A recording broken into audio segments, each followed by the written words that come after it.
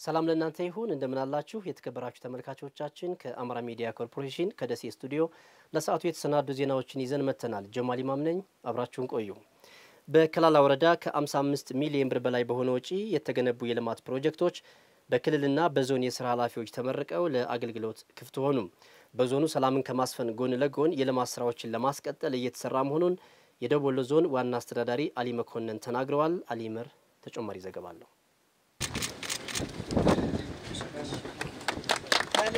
በከላላ ወረዳ በመንግስት በጀት በህዝብ ተሳትፎና መንግስታዊ ባልሆኑ ድርጅቶች የተገነቡ ትምህርት ቤቶች የውሃ ተቋማት የአርሶ አደሮች ማሰልጠኛ ማዕከልና የውስጥ ለውስጥ መንገድ ግንባታ መሰረተ ልማቶች ተጠናቀው ተመርቀዋል በወረዳው ከ20 ሺህ በላይ ነዋሪዎችን ተጠቃሚ የሚያደርግ የንጹህ መጠጥ ውሃ ፕሮጀክት በቲርቲራ ከተማ መገንባቱንና ለግንባታውም የህብረተሰብ ተሳትፎን ጨምሮ 26 ሚሊዮን ብር ወጪ እንደተደረገበት የከላላ ወረዳ ዋና አስተዳዳሪ አቶ ጌታቸው ደምሴ ተናግረዋል በበጀት አመቱ በርካታ የልማትና የመልካም አስተዳደር ስራዎችን አቅደን እየሰራን እንገኛለን በዛሬው ዕለት ለአገልግሎት የሚበቁት ውስጥ አንደኛው በ01 ሻፊ ቀበሌ ውስጥ ያለ ያለማ ግንባታ ነው በወረዳ ደረጃ ያለውን የንጹህ መጠጥ ውሃ ሽፋንና አደራሽነት ለማረጋገጥ በ32.6 ሚሊዮን ብር ተይዞ በፕሮጀክትና በመደበኛ በጀቶቻችን 48 አነስተኛ የንጹህ መጠጥ ውሃና አንድ ትልቅ የንጹህ መጠጥ ውሃ ግንባታ የገነባንበትና ዛሬ ላይ ለምረቃ የበቃው የቦፍቾ የውሃ ፕሮጀክት በክልል ኬር ኢትዮጵያ በሚባለው ፕሮጀክት በአካባቢው ማህበረሰብ በአጠቃላይ ከ26 ሚሊዮን ብር በላይ ድጋፍ በማድረግና እዛ አካባቢ ያለውን የንጹህ መጠጥ ውሃ ጥያቄ እንዲመለስናትና ተጠቃሚ እንዲሆን ተደርጓል የንጹህ መጠጥ ውሃ ፕሮጀክቱ ተጠናቆ ስራ በመጀመሩ ረጅም ጊዜ ሲገጥማቸው የነበረውን የውሃ እጥረት እንደቀረፈላቸው አስተያየታቸውን የሰጡ የቲርቲራ ከተማ ነዋሪዎች ገልጸዋል እኛ የቲርቲራ ከተማ ህዝብ ቢያንስ ውሃ ያገኘ የነበረው በወር አንድ ጊዜ ብቻ ነበር እና አሁን ይሄ ችግር ይቀርልፍልናል የተባለው የቦፍቾ ውሃ ለ8 አመታት ተቆፍሮ የተዳፍኖ የቆየ ውሃ ነበር ስለዚህ አሁን ይሄ ውሃ ቢያንስ በከተማችን ከ20 ሺህ በላይ ነዋሪዎች አሉ ስለዚህ ለነሱ የህይወት ዋስትና የሚሰጥ ፕሮጀክት ነውና በመመረቁ እጅግ በጣም ደስ ብሎናል የውሃ ችግር በወር ከ15 ቀንም በወር የምናገኝበት ሰዓት አለ ያ ችግር አሁን ተቀርፎልን በ3 ቀንም በ4 ቀንም በየቀኑ የምናገኝበት ሰዓት አለ እና ከሩጫና ከፀሐይ ግልትነት ቀንሶልኛል በጣም እንቸገር ነበር በ15 ቀን በ20 ቀን በ25 ቀን ነበር የምናገኘው የውሃ ተመረቀ በኋላ ከፍተኛ ሆነ እርካታ ነው ያለው ህብረተሰቡ ከ13 ሚሊዮን ብር በላይ በሆነ ወጪ ዘመናዊ የአርሶ አደሮች ማሰልጠኛ ተቋም ተገንብቶ መጠናቀቁንም ነው የወረዳው ዋና አስተዳዳሪ አቶ ጌታቸው ደምሴ ተናገሩት የአርሶ አደሩን ዕውቀትና ክህሎት በማሻሻል ምርትና ምርታማነትን በማሳደግ በምግብ ዋስትና ራሱን በማስቻልና ውጤታማ ተግባር ለመፈጸም ሲባል የፍትሲዎቻችንን ማሻሻል እንዳለባቸው መንግስታችንና ፓርቲያችን አቅዶ እየሰራ ይገኛል በዚህም በወረዳችን ካሉት 30 የገበሬ ማሰልጠኛዎች ሁለቱ የገበሬ ማሰልጠኛዎች በተሻሻለና በተሻለ መንገድ ስራዎቻቸው ምርትና ምርታማነትን የሚያሳድጉ ያሳደሩን ክህሎት ከፍ የሚያደርጉ ለውጥ እንዳመጡ በማድረግ የታቀዱና ዛሬ ያየናቸው በተለይ 030 ላይ በካፒታል ፕሮጀክት ወይም በሴፍቲ ካፒታል ፕሮጀክት 13.3 ሚሊዮን ብር በማውጣት ተግባሩ ተፈጽሞ ለዛሬ ምርቃን የበቃበት መንገድ ነው ያለው የደቡብ ወሎ ዞን ዋና አስተዳዳሪ አቶ አሊ መኮንን አማራ ክልል ምንም እንኳን የጸጥታ ችግር የገጠመው ቢሆንም ሰላምን ለማረጋገጥ ከሚደረገው ጥረት በተጨማሪ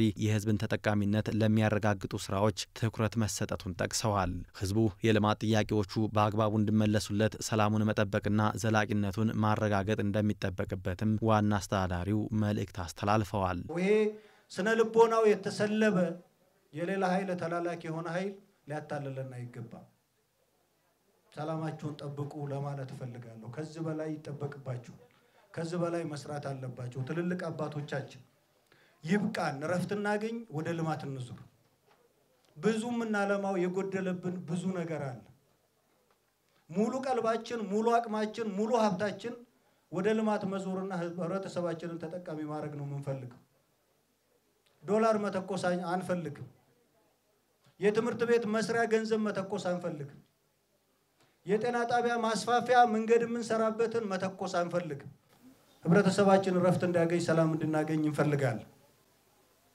ለዚህ ተባባሪዎች መሆን አለባችሁ የሚል መልእክት ነው ያለው በምረቃ መርሃ ግብሩ ላይ የክልል እንዲሁም የዞን ከፍተኛ መሪዎች የሃይማኖት አባቶች የሀገር ሽማግሌዎችና የየአካባቢው ነዋሪዎች ተገኝተዋል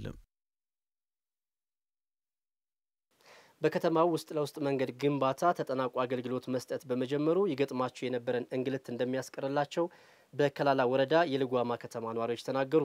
በከተማዋ በመንግስትና በህብረተሰብ ተሳትፎ የተገነባ ከ20 ኪሎ ሜትር በላይ የውስጥ ለውስጥ መንገድ የክልልና የዞን የስራ ኃላፊዎች በተገኙበት ተመርቋል። ዘገባው የባልደረባችን አሊ መር ነው፣ እንደሚከተለው ይቀርባል። በደቡብ ወሎ ዞን ከላላ ወረዳ ልጓማ ከተማ በክልልና በወረዳ መንግስት በጀት እንዲሁም በህብረተሰብ ተሳትፎ ከ20 ኪሎ ሜትር በላይ የውስጥ ለውስጥ መንገድ ተሰርቶ ለምረቃ በቅቷል። የውስጥ ለውስጥ መንገዶቹ ግንባታ እንዲፋጠን የከተማዋ ነዋሪዎች ተሳትፎ ከፍተኛ እንደነበር የከላላ ወረዳ ዋና አስተዳዳሪ አቶ ጌታቸው ደምሴ ተናግረዋል። መንግስታችንና ፓርቲያችን የከተሜነት አሳሰብና ተግባር በአግባቡ እንዲፈጸም በተሰጠው ተልዕኮ መሰረት በወረዳችን ልጓማ ከተማ ማህበረሰቡ በተነሳሽነት በጉልበቱና በገንዘቡ አካባቢውን ለማልማት የተሻለ እንቅስቃሴ ሲያደርግ የቆየበትና አሁን ዛሬ ያየነው የውስጥ ለውስጥ መንገድ አጠቃላይ ከተማዋ እንደ ከተማ በከተማ የሚኖሩ ነዋሪዎቿ የተሻለ የከተሜነት አስተሳሰብና በከተማው ውስጥ ልማቶች መጥተው ከልማቱ ተጠቃሚ እንዲሆኑ በራሳቸው ተነሳሽነት ወደ ልማት የገቡበት መንገድ ነው ያለው። በመደበኛ እና በተዘዋዋሪ ብድር በአጠቃላይ 11.5 ሚሊዮን ብር ወጭ በማድረግ የመንግስትና ማህበረሰቡ ልጓማን ለማልማት ስራ የተሰራለበት መንገድ ነው ያለው። በከተማዋ የውስጥ ለውስጥ መንገድ ባለመኖሩ ለተለያዩ ችግሮች ሲጋለጡ መቆየታቸውን የሚያስታውሱት የልጓማ ከተማ ነዋሪዎች የውስጥ ለውስጥ መንገዶቹ ግንባታ ተጠናቆ አገልግሎት መስጠት መጀመሩ ይገጥማቸው የነበረን እንግልት እንደሚያስቀርላቸው ገልጸዋል። የውስጥ ለውስጥ መንገድ በከተማችን እጅግ በጣም ለህብረተሰቡ በጣም ጠቀሜታ አለው። አንደኛ በወሊድ ጊዜ አሁን ባጃጅ አስገብተን ወይም ሌላ መኪና ለማስገባት በጣም አስቸጋሪ ነበር። በክረምት ላይ ደግሞ በአካባቢው ዋልካ ከመሆኑ በጠር በጣም ጭቃና በጣም ያስቸግር ነበር። አሁን ላይ እንደ ልባችን ያው ህብረተሰቡ ወሊድ የታመመ ሰው ሲኖር ከአንድ ቦታ ወደ አንድ ቦታ ለመሄድ እጅግ በጣም ጠቀሜታ ነው። ይህም መንገድ መሰራቱ ለኛ ትልቅ እፎይታ ሰጥቶና ማለት ነው። ጠቀሜታውም ከዚህ አንጻር ለህብረተሰቡ በጣም ጥሩ ጠቀሜታ አግኝተናል። የከተማው እድገት ከማፋጠን አንጻር ከአንዱ ገበያ አሁንኛ ገበያ ሁለት ገበያ ያለች በዚህ ኪደን በዚህ ለመምጣት በቃ የሁሉም የንግድ ፍሰቱንም ለማሳደግ እጅግ በጣም ጠቀሜታ አለው። ልማቱ ሳይሰራ በፊት ያጥር መገዳደፍም ነበርና የውስጥ ለውስጥ መንገድ ምንም እናት እንኳ ለመውለድ ወጣ ማትገባበት ሁኔታ ነበር። ባጃጅ ለመግባትና ለመውጣት እንኳ ምቹ አልነበረም። አሁን ግን አልহামዱሊላህ ከጭቃ ወተናል። ከዚህ በፊት የነበረው መንገዱ ወይም የከተማው ገጽታን በተመለከተ ከተማው አለ የሚባል መንገድ አልነበረውም በፍጹም በሚባል ደረጃ ማለት ነው። እና በነበረው አስቸጋሪ ሁኔታ ደካማ ሴቶች ቢወድቁ እና የተለያዩ ችግሮች ቢደርሱባቸው ቶሎ ደርሶ ለማንሳት ምቹ ሁኔታዎች አልነበሩም። ከዚህ አኳያ በህብረተሰቡ ዘንድም ስራውንም ባሳኩ ሰዎች ትልቅ ውጤት የታየበትና ደስታ የተፈጠረበት ሁኔታ ነው የተሰማኝ። ከተማው ተቀይሯል ማለት ይችላል። አሁን ላይ ማለት ነው ሰው ወጥቶ መግባት ይችላል። አሁን ከቤቱ ክረምትን በጋም ወጥቶ መግባት የሚችልበት ደረጃ የደረሰበት አግባብ አለና የከተማው ገጽታ ቀይሯል የሚባልበት ሁኔታ አለ። የልጓማ ከተማና አካባቢውን ህብረተሰብ የልማትና የመልካም አስተዳደር ጥያቄዎች ለመመለስ የዞኑ አስተዳደር በትኩረት እየሰራ መሆኑን ነው የደቡብ ወሎ ዞን ዋና አስተዳዳሪ አሊ መኮንን የተናገሩት። በእናንተም በመንግስትም ትብብር የዚህን ጀግና ህዝብ ጥያቄ ለመመለስ ወደ ኋላ ሚል መንግስትና ፓርቲ አይደለም አሁን ያለው። ደረጃ በደረጃ ጥያቄያችሁ እየተመለሰ ይሄዳል። የወረዳው መንግስት፣ የክልሉ መንግስት፣ የፌደራል መንግስት እና ዋናው ጉልበትና አቅም ደግሞ ማህበረሰቡ በጋራ ሆነን ጥያቄያችሁን ለመመለስ ጥረት የምናደርግበት ሁኔታ ይኖራል። ፊታችንን ወደ ልማት እናዙር። ሁላችንም ክልላችን እንዳገግም እናርገው፣ ከበሽታው ጨርሶ እንዲድን እናርገው። ይሄ ጥያቄ ግን በመንግስት ደረጃ በክልሉ መንግስትም በዞንም ደረጃ የተያዘላችሁ ጥያቄ ስለሆነ ቀን ሲወጣ ፀሐይ ሲወጣ ክልላችን ፈገግ እያለ ሲሄድ ከዚህ ጨለማ እየወጣ ሲሄድ የህዝቦች ጥያቄ ተመላሽ ይሆናሉ። በወረዳው ተጠናቀው ከተመረቁ ፕሮጀክቶች በተጨማሪ የተለያዩ የመንግስት ተቋማት የሚገለገሉበት የቢሮ ህንጻ ከ500 ሚሊዮን ብር በላይ በሆነ ውጪ በከላላ ከተማ ለመገንባት በክልልና በዞን ከፍተኛ የስራ ኃላፊዎች የመሰረት ድንጋይ ተቀምጧል። በመጨረሻም ሳፋሪኮም ኢትዮጵያ ማህበራዊ ኃላፊነቱን እየተወጣ መሆኑን አስታወቀ። ሳፋሪኮም ኢትዮጵያ በኮምቦልቻ ከተማ ለሚገኘው የቢራሮ ሁለተኛ ደረጃ ትምህርት ቤት የኮምፒውተርና የኢንተርኔት ድጋፍ አድርጓል። ከሀያት መኮንን ተጨማሪውን እንከታተል። በኢትዮጵያ ከ10 ሚሊዮን በላይ ደንበኞችን ማፍራት የቻለው ሳፋሪኮም ከንግድ ባለፈ ማህበራዊ ኃላፊነቱን እየተወጣ መሆኑን ገልጿል። ድርጅቱ በኮምቦልቻ ከተማ ለሚገኘው የቢራሮ ሁለተኛ ደረጃ ትምህርት ቤት የኮምፒውተር የራውተርና የኢንተርኔት አገልግሎት ድጋፍ ማድረጉን የሳፋሪኮም ሪጂናል የውጭ ግንኙነት ኃላፊ ሲሳይ ዘሪሁን ተናግረዋል። ሳፋሪኮም ኢትዮጵያ በዛሬው ዕለት ያደረገው ድጋፍ ለቢራሮ ሁለተኛ ደረጃ ትምህርት ቤት 10 የዴስክቶፖችን 2 ራውተሮችን እና የ6 ወር ያልተገደበ የኢንተርኔት ሰርቪስ ነው ተማሪዎች እንዲጠቀሙበት በሚል ጠቅላላ ግምቱ ወደ 600 ሺህ ብር የሚጠጋ ድጋፍ ነው ማለት ነው። ትምህርት ዘርፍ ላይ የበለጠ ትኩረት እያደረገን ያለ ነው። በማህበራዊ ግዳጃችንን ለመወጣት ትምህርት ላይ ነው። ጤናም ላይም እንደዚሁ እንሰራለን እና ኢመርጀንሲ ሪሊፍ ላይም ጭምር ብዙ ሰፖርት ስናደርግ ነው የቆየ ነው እስከዛሬ ድረስ።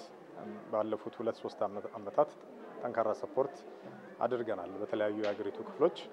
እስካሁንም አይቲ ላይ እና ትምህርት ላይ በጠቅላላው ከ50 ሚሊዮን ኢትዮጵያ ብር በላይ ስፔንድ አድርገናል።